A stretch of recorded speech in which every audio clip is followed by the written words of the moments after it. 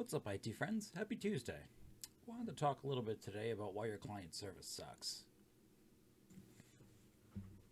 So, the last couple of videos, we addressed that, in fact, most MSPs are actually doing an okay job, but some aren't. And how's that possible? Since I truly don't believe that most people wake up and try to be terrible. I think most people are trying to do their best.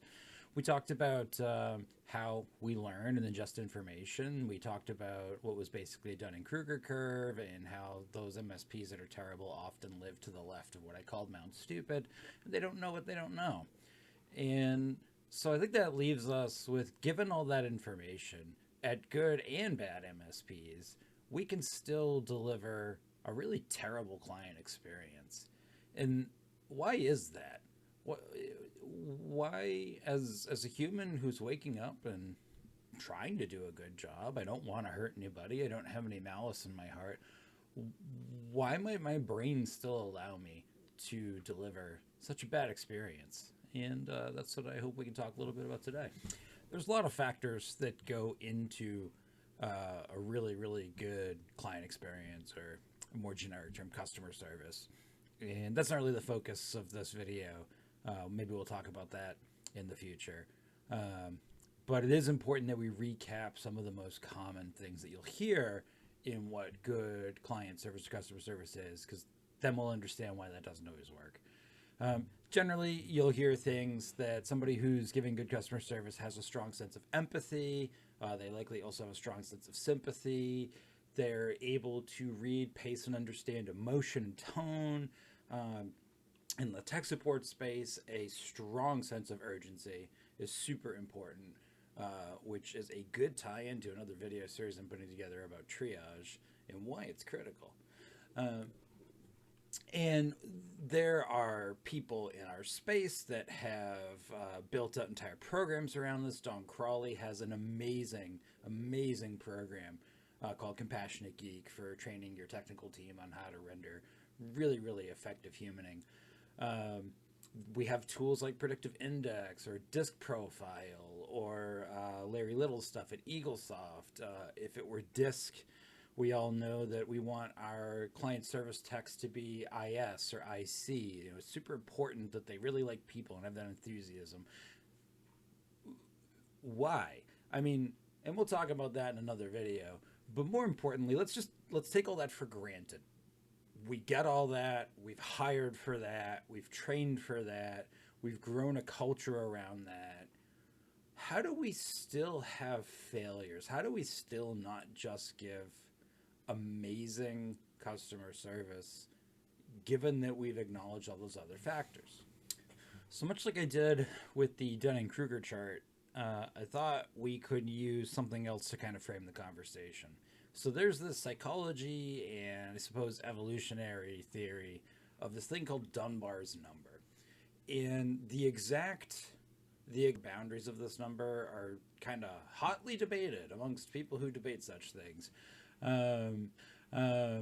So I'm not saying the exact number, if you Google this, is empirical science. It's not. It's a theory based on evidence collected, but it's certainly not something that is provable yet, or maybe even ever. But the idea of Dunbar's number is that the human brain, and then if you want to take that back, the primate brain has a maximum number of human relationships it can simultaneously process before you're just no longer able to properly process that relationship. There are variations of this concept. We've all heard of like the protagonist idea. This is a very limited idea of Dunbar's number, where everybody's their own protagonist, their own story. I'm, of course, the protagonist in my story.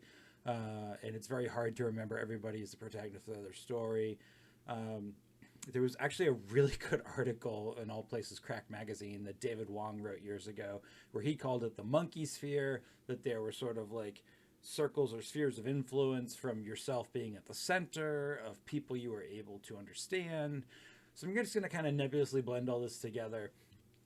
Different people have differing skill sets here, but in general, most humans aren't really able to perceive other humans beyond a certain intimate number as actually being fully vested and dynamic humans. We just stop being able to do that.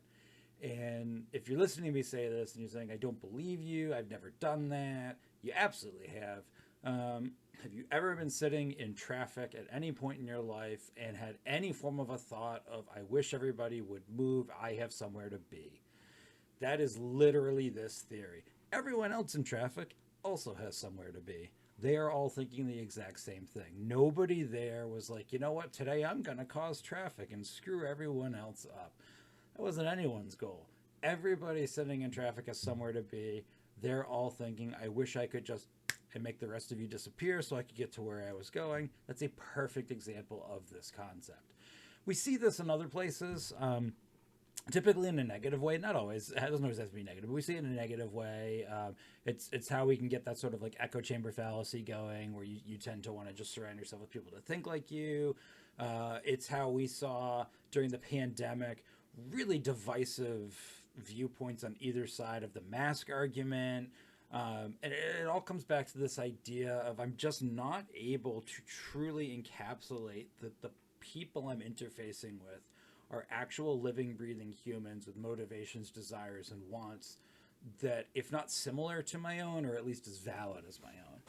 So having said all that, where are you going with this team? What is cool? There's Dunbar's number, and maybe gorillas can't fathom that other gorillas have gorilla ambitions. Fair enough. I'm a human. I'm smart. How does this apply to me?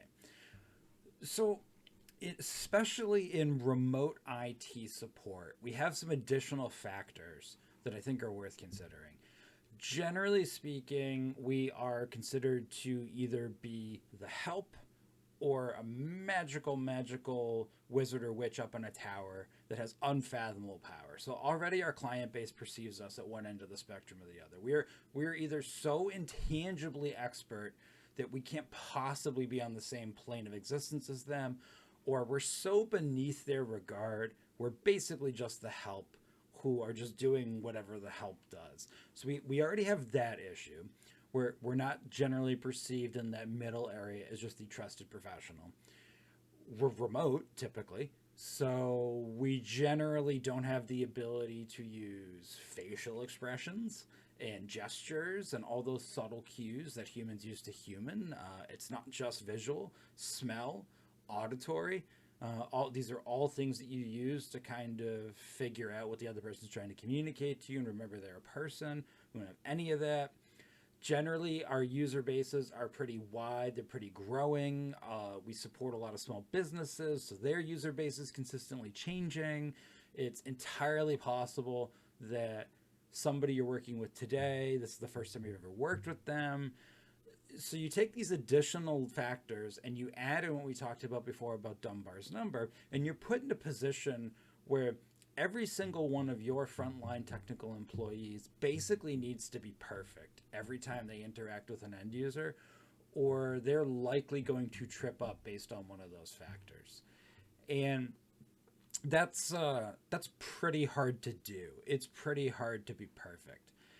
And if you factor in as well that this job can be incredibly mentally tiring and taxing, especially as the day and the week goes on, if you have a major incident, a lot of password resets, a lot of downtime, these things can all come together, and you can have an otherwise amazing customer service department or client service delivery team that just fails.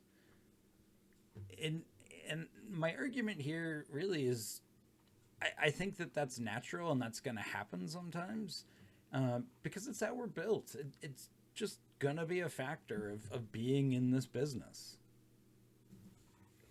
So at this point, you're probably thinking, I don't believe you, and that's fine. So here's some thoughts from a dog on the subject.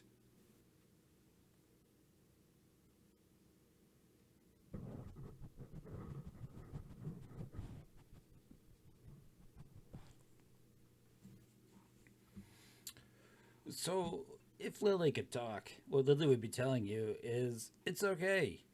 Sniff some butts. Wag your tail. You can recover from this.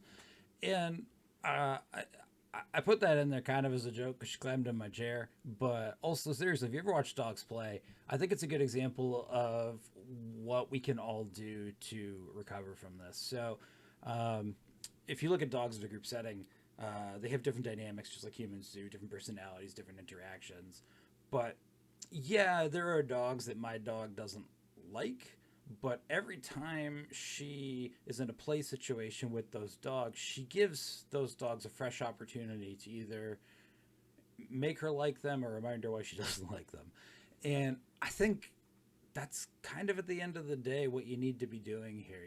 You need to understand that at times you are going to fail at client service. Your customer service delivery is just going to miss the mark for reasons. It's not really anyone's fault. It's not because somebody didn't follow the process. It just missed the mark today.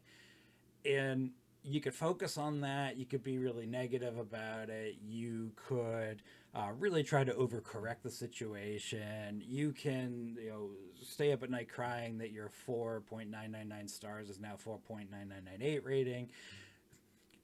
But at a certain point, you kind of just got to take the L and just remember that because that one interaction was stinky, the next one doesn't have to be. That's not what you're set up to do, and you're set up to be awesome. And just focus on that next opportunity to deliver a great experience. If you have somebody who's consistently delivering a negative experience, there's probably some other factors that we'll talk about in another video. But I'm not talking about those people today. Remember, we're talking about you're already doing everything right. Dunbar's number is at play here. There's a finite number of humans that your team can truly relate with and that your clients can truly relate with. And that's always changing. And there's going to be days that Venn diagram of humans we can both relate with just don't overlap. And we're just unable to human with each other. And that's okay. You're still a good MSP. Have a great Tuesday.